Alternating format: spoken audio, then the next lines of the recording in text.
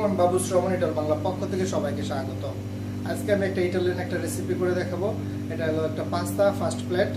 এটার জন্য লাগবে আমাদের আমরা পলিপো পাস্তা, আলু, পলিপো হলো এটা এই অক্টোপাস, এটা দিয়ে আমি খাবারটা করবো। তিন থেকে চারটে জিনিস দিয়ে আমরা এই রেসিপিটা করব। আসুন আমাদের কি কি লাগে আমরা দেখে নিই। হ্যাঁ, আমাদের লাগবে, আমি একজনের জন্য পাস্তাটা করব। এখানে 100 গ্রাম অক্টোপাস আমি কেটে নিয়েছি, আগের থেকেই ছোট করে কেটে নিচ্ছি।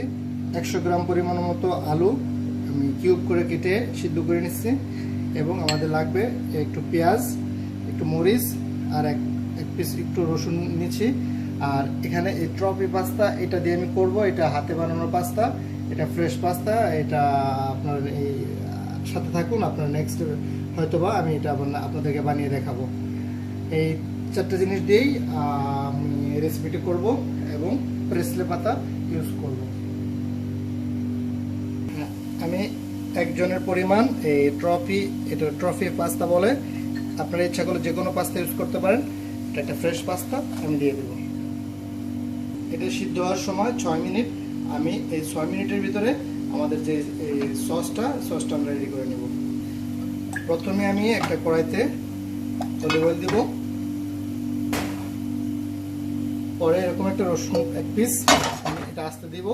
এটা জাস্ট রসুনের স্মেলটা অয়েলের সাথে মিক্সড হওয়ার জন্য। পরে আমি এটা তুলে ফেলবো। এবার আমি এই পেঁয়াজগুলো একটু বড় করে কেটেছি, আপনারা এই সাইজে করতে পারেন আপনাদের মন মতো। আমি এটাকে এইভাবেই করি। আর এখন আমি এটাকে দিয়ে দেবো।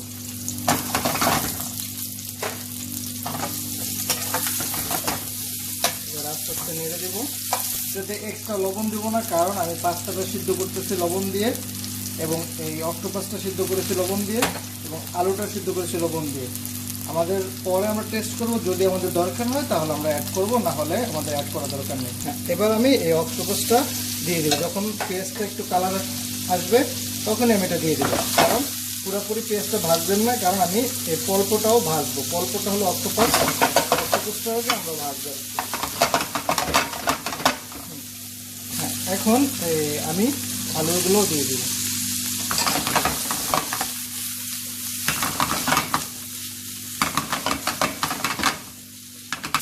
এখন একটু প্রেসলে দিয়ে দিব। আমি এই পাস্তা সিদ্ধ এখানে 2-3 মিনিট জাল দেওয়ার পরে এখান থেকে আমি একটু গরম পানি দিব, পাস্তা সিদ্ধ করার পানি।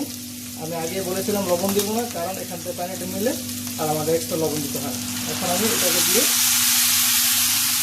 2 থেকে 3 মিনিট ভাজবো। আর 2 থেকে 3 মিনিট পরে আমাদের সিদ্ধ করবো। আর 2 থেকে 3 মিনিট পরে আমাদের পাস্তা অলরেডি সিদ্ধ হয়ে যাবে, তখন এটার সাথে আমরা অ্যাড করে নেব।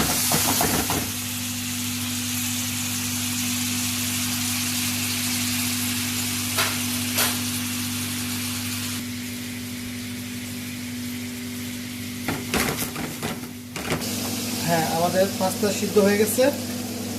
আমি এখন পাস্তাগুলোকে উঠিয়ে নেব। উঠিয়ে নেওয়ার পরে আমি এটাকে এখন এখানে মিশাবো, এবং এক্সট্রা একটু পানি অ্যাড করবো, যেহেতু একটু শুকনো আমি একটু পানি অ্যাড করবো।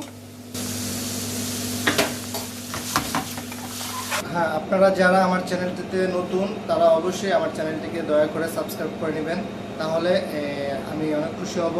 এবং অবশ্যই লাইক অ্যান্ড শেয়ার করবেন, বন্ধুদের সাথে শেয়ার করবেন। এবং যারা নতুন রান্না শিখতেছে, রেস্টুরেন্টে রান্না শিখতেছে, তাদের সুবিধার্থে তাদের ভালো হবে।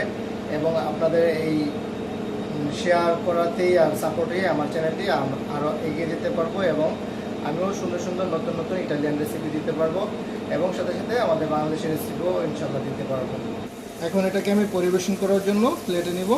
আসুন আমরা কীভাবে নিই দেখে নিই।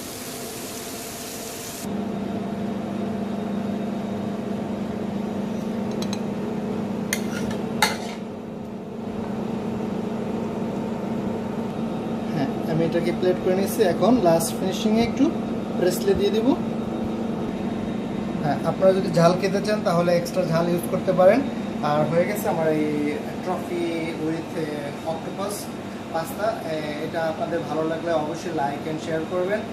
আর আশা করি ভালো থাকবেন। দেখা হবে নেক্সট ভিডিও রেসিপিতে। সেই পর্যন্ত সবাই সুস্থ থাকবেন, ভালো থাকবেন। আসসালামু আলাইকুম। সবাইকে ভালো কাজ করার জন্য সহযোগিতা করবো। Take care.